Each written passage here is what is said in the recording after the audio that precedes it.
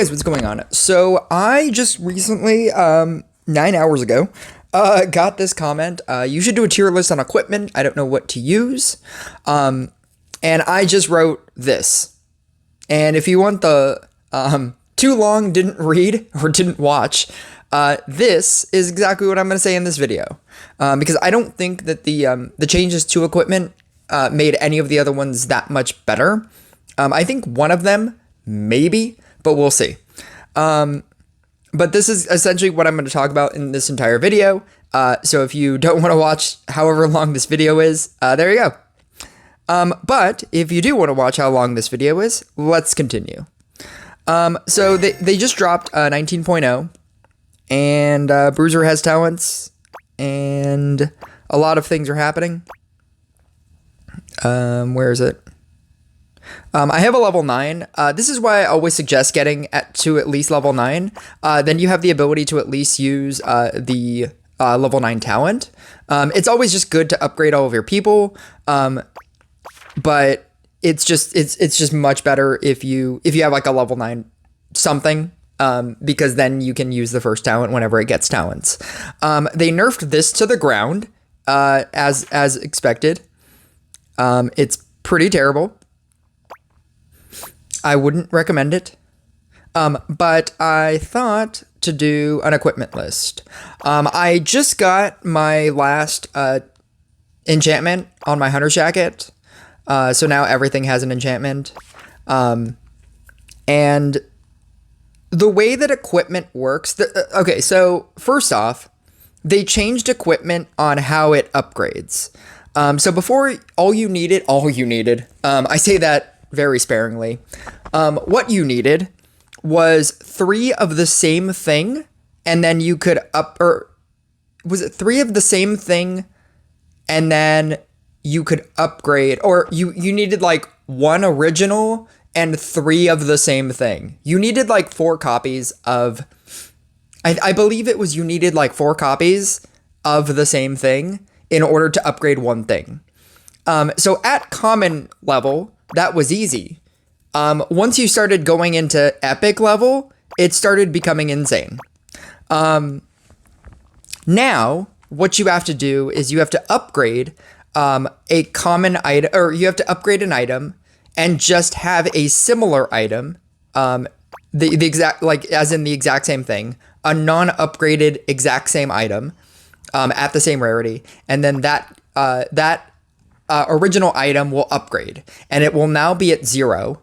And then you can do the exact same thing. You can level it up, and then have the duplicate, and then it'll level this up. In terms of alliance, because obviously you want an entire set of something. So obviously I run Blade Dancer. I've always wanted to run Blade Dancer.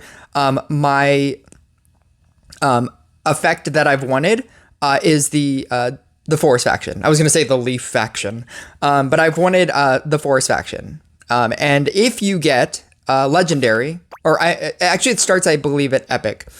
But if you get is it Epic? Yeah. If you get Epics that are all the same faction, you get a 10% bonus to all of the stats on that specific thing. So not only will you get the bonus for the Alliance of All Kingdoms, you will get it for your faction, and then that will be 10% even more than what that was. And so that's what you're going for. And then you obviously want whatever you're trying to get.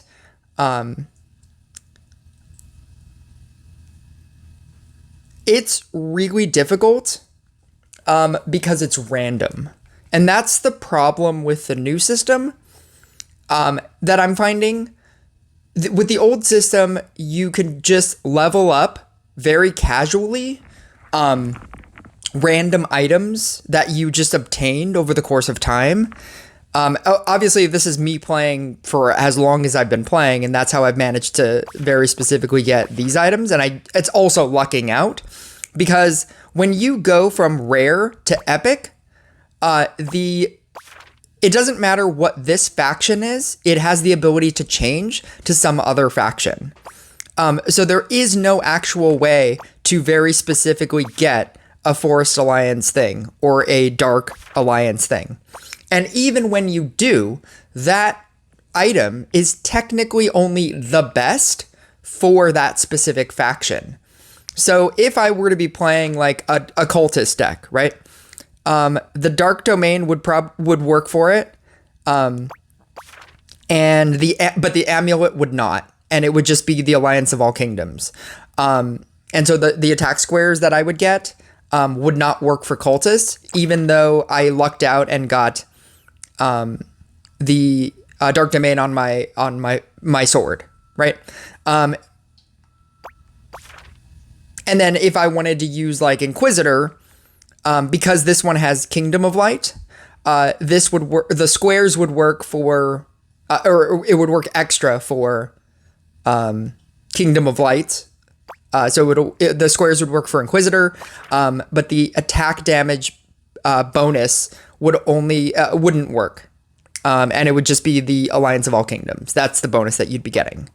The way that the armor works for your opponent, which is weird.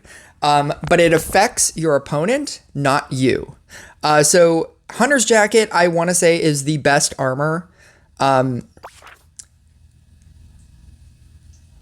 They said that they were changing some of the armors. They were going to make like chainmail better, and I'm not. Critical damage bonus for the other player.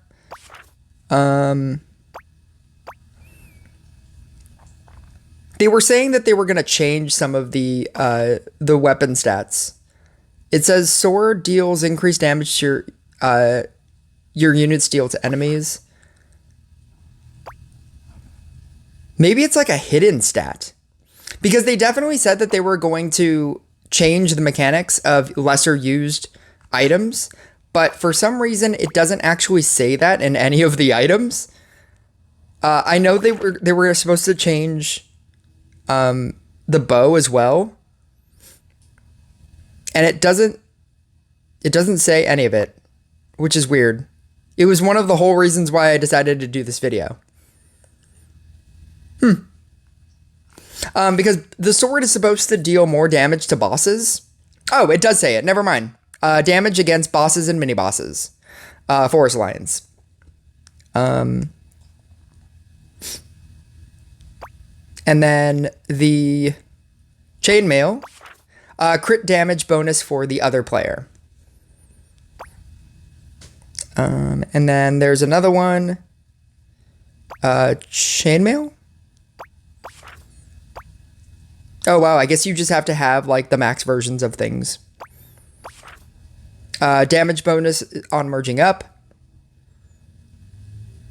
The spear will always be the same, and it's just attack speed. And then weakness is attack speed reduction. Okay. I guess, yeah, I was correct. Okay. The only equipment that I would ever recommend is... Now I'd probably recommend the sword. I like the sword just because I like the attack damage. Spear is technically better. I'm trying to work on a spear, but I've upgraded 3 spears now, and none of them are Forest faction.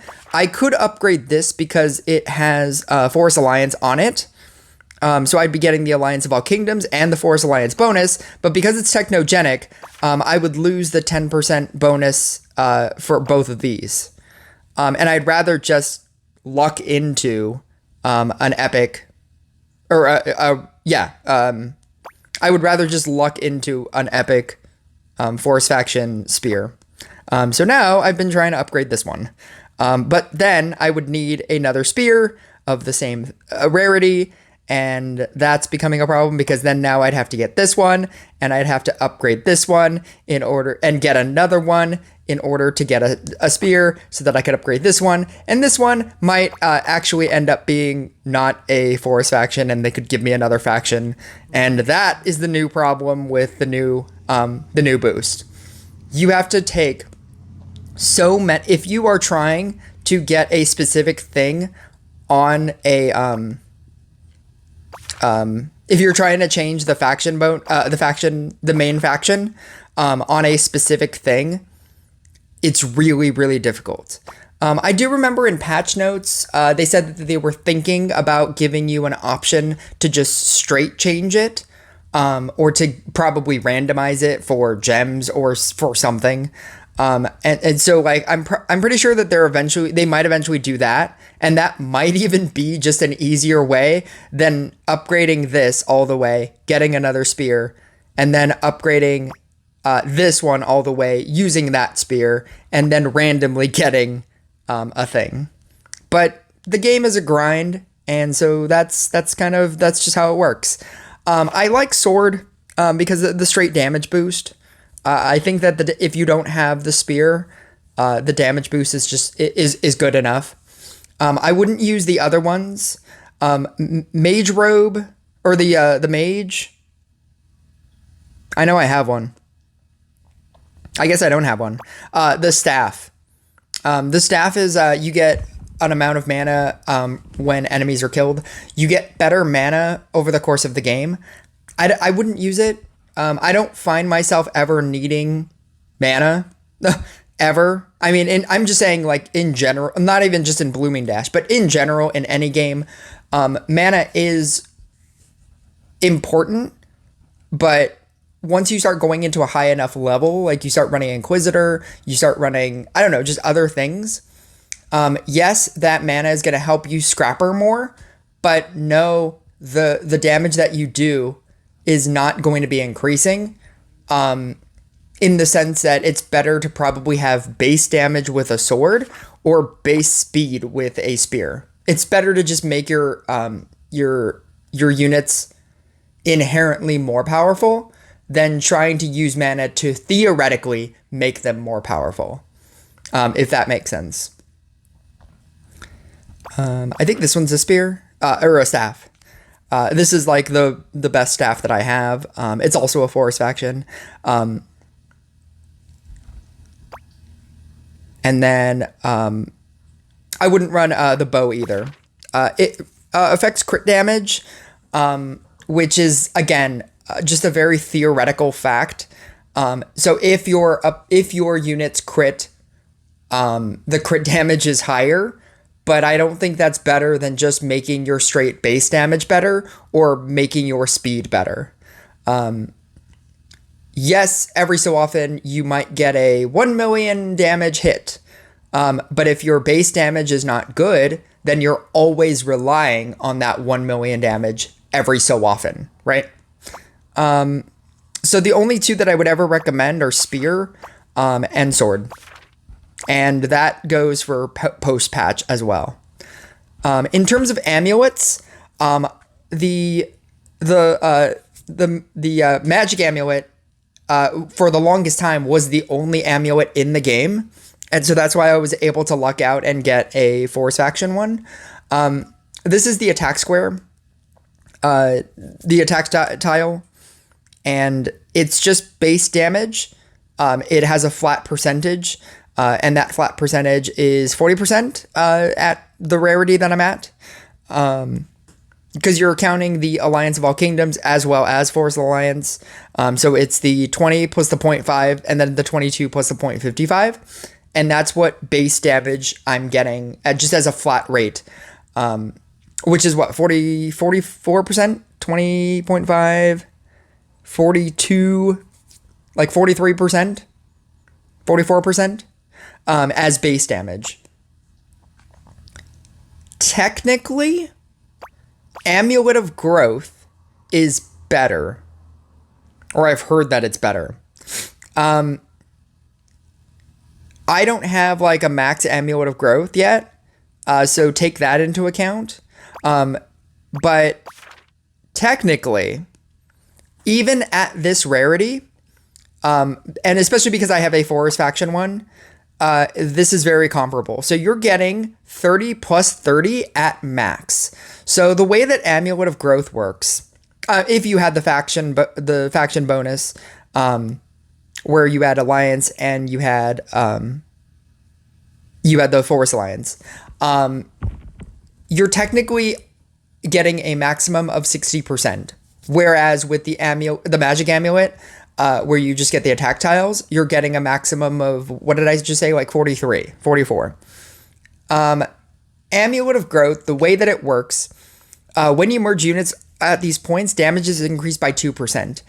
The number of points change, the number of tiles change over the course of however many you have. So at common, you're getting 1 point. At rare, you're getting 2 points. At epic, you're getting 3, and at legendary, you're getting four tiles. The way that Amulet of Growth works, every time you merge onto a square, and if you have like a 1 or 2 Amulet of Growth, a 1 or 2 tile Amulet of Growth, like a rare or common, don't even use it. It's way too hard. At the Amulet of Growth, the way that it works, when you merge onto the tile, it upgrades, and it upgrades all of the tiles. So they all have that. And it increases at 2% every time you merge. That never changes. But what does change is your actual bonus and what you can max out at. So currently, I can max out at 29%. That 29%, you don't have to get 30, and that doesn't count for 30 and 30, but it will in game. So what that means is, if you merge 15 times onto a tile, you'll get 60%. Because it's not counting each one individually.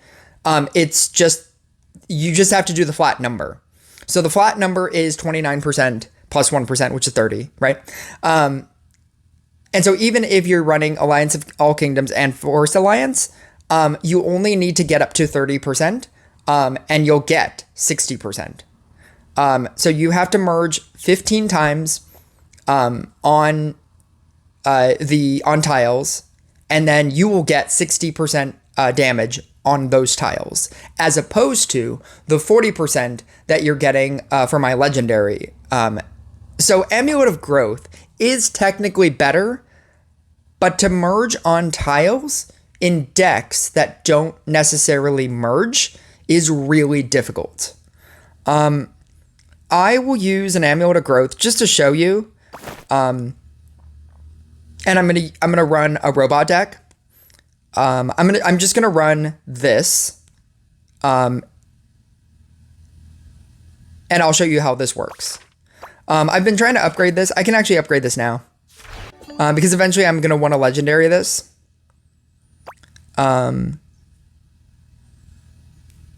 The only other amulet to talk about is Amulet of Weakness.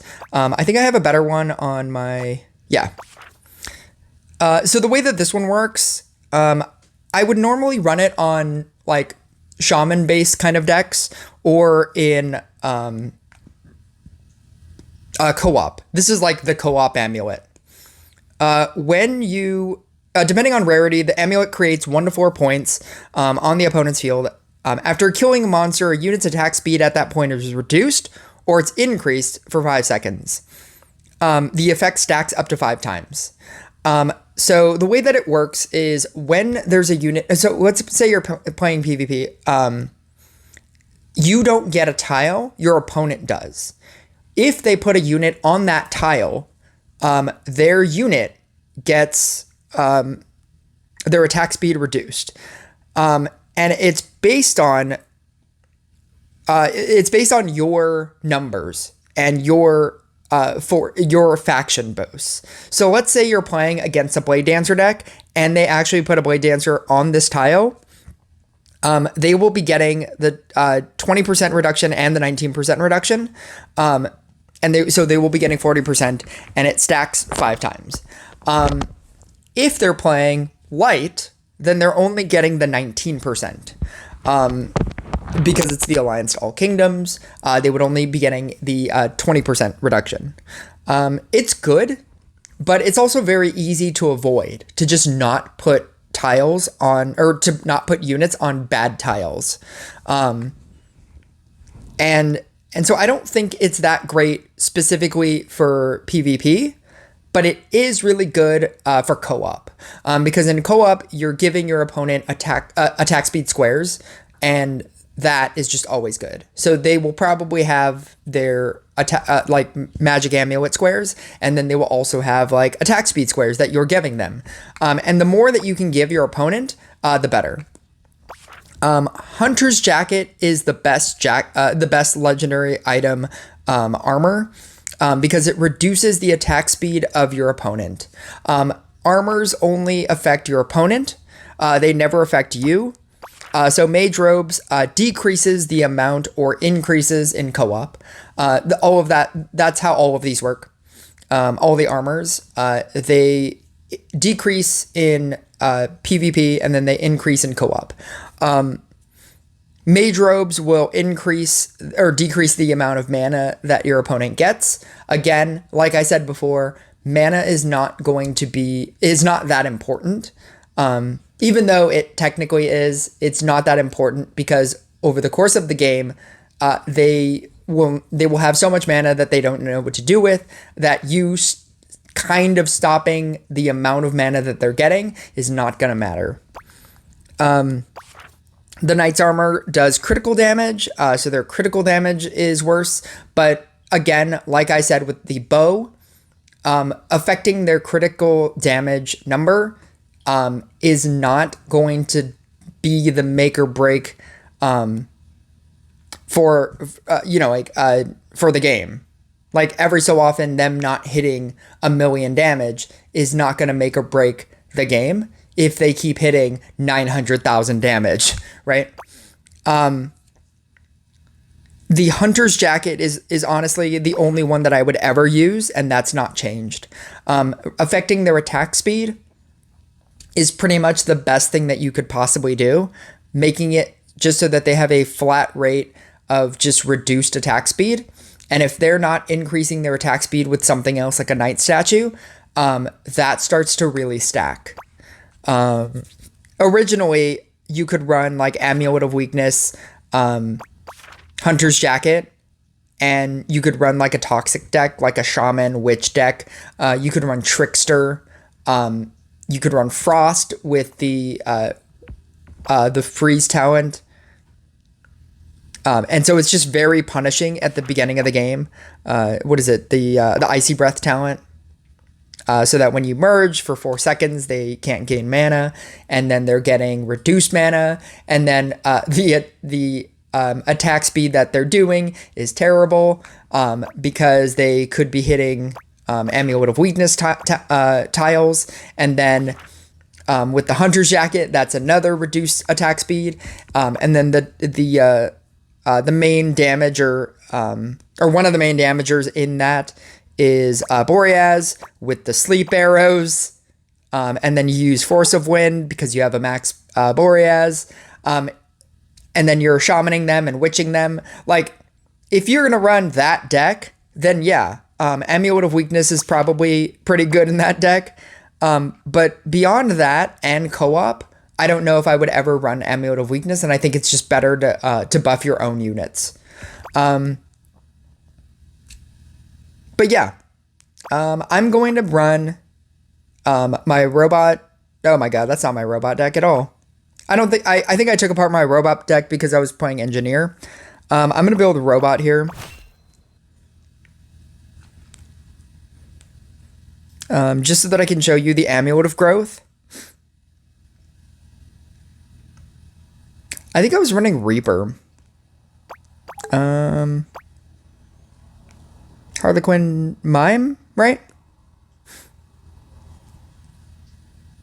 Mime. I'm running like that support in like every deck. I think I was just running Trapper in that because of I was playing PvP. But like this is such a good like minus that for Portal Keeper or something. I'm running that support in like every deck. It's just such a good support. The sword just does so much at level 9.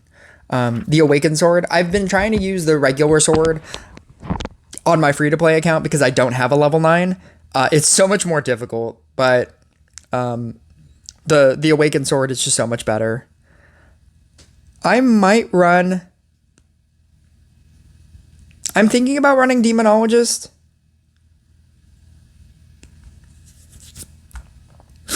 I think I'm thinking way too hard on this. Or Reaper. I just feel like I need some amount of mana. You know what? I'm going to run a Reaper. My talents are Stun Rocket, Pure Energy, Arms Race. I think they changed... Oh, yeah. They changed Tough Tuning to 3%. And then they changed Arm Race. Or I think they changed Arm Race. Maybe it was just Tough Tuning. But they changed Tough Tuning to 3%. The maximum is 60. You'll never get to 60. If you get to 60, like, that's kind of crazy. I'm going to run that. That's fine. Pure Energy, Stun Rockets, because Stun Rockets are amazing. I'm probably going to win this because I'm at a very low ranking. Oh, wait a second. I didn't even check. Oh, I didn't change it. Okay. I wanted to show you how Amulet of Growth works. Wherever it is. Here it is. So I actually have the 30. So I have 15 merges to get to 60% bonus on the tiles. And I'll show you why it's difficult. Do I have a Dryad in here? I do have a Dryad in here. Okay.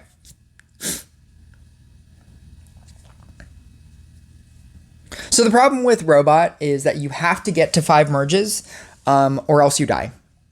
That's the hardest thing about playing Robot. You will die in the first round if you cannot get to 5 merges. So while it might be tempting to Harlequin the Dryads to make better robots, resist the temptation and Harlequin every single robot. Harlequin every single robot. At least until you get to 5. Once you get to 5, like, you should be fine. I'm probably going to win this because I am at such a low rate. I'm at such a low league because I'm very specifically trying to not... I'm trying to see if it affects tournament. Because if it does, I'm never playing PvP again. So this is the growth talents, or the growth squares. When I merge onto it, you'll see that the number changes. So I'm now at 2%. I'm going to merge again. It's now at 4%. Merge again. But see, you can't keep merging onto the tile because it'll become too big. I'm going to merge this one on there, though. Now it's at 6%. The ones on here are now getting a 6% boost. Now, you want to keep them on there, but at the same time, you also want to merge... you also want to keep merging onto there. Now, you could merge this onto there, but then it would just become harder to keep merging. So sometimes you have to merge away, so that you can summon in something to merge back on. Now it's getting an 8% boost. I can actually merge, level this up, so I can merge away.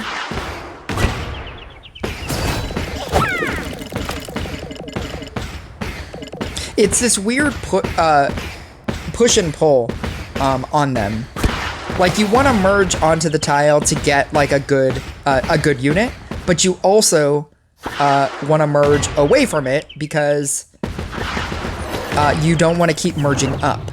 A Dryad or a Harlequin is the best thing to have on there because then you can just move it off and then continue merging onto it. This is why I have the Dryad specifically in this deck, so that I could merge something that's on a tile up. So I can just leave it on there.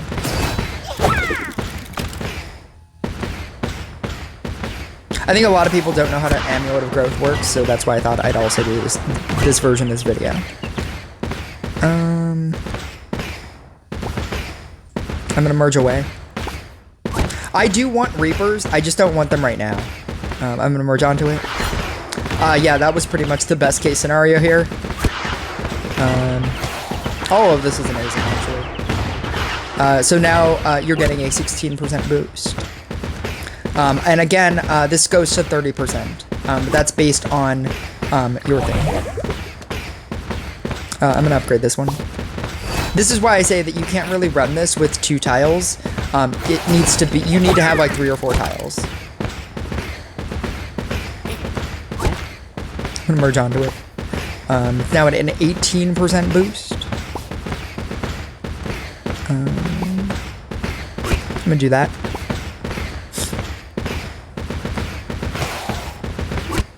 He's not doing well over there.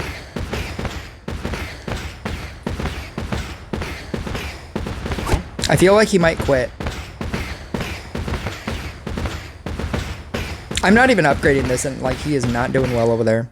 He's probably gonna get puppeteered. I'm gonna copy this, merge onto it.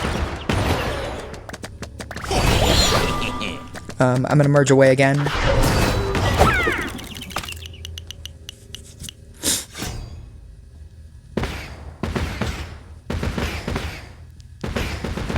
But yeah, that's how you use the Amulet of Growth. If you are not constantly merging onto the tile, while also having things on the other tiles, you are not doing it right. Because then it's just the Amulet of Growth tile is not doing anything for you. I'm gonna copy a robot, merge onto the thing, level this up, merge away from the thing. I'm gonna copy those, upgrade that, and I'm gonna quit this game because I don't want to gain trophies. Tournament is about to happen, and I'm trying to actively stay in League 3.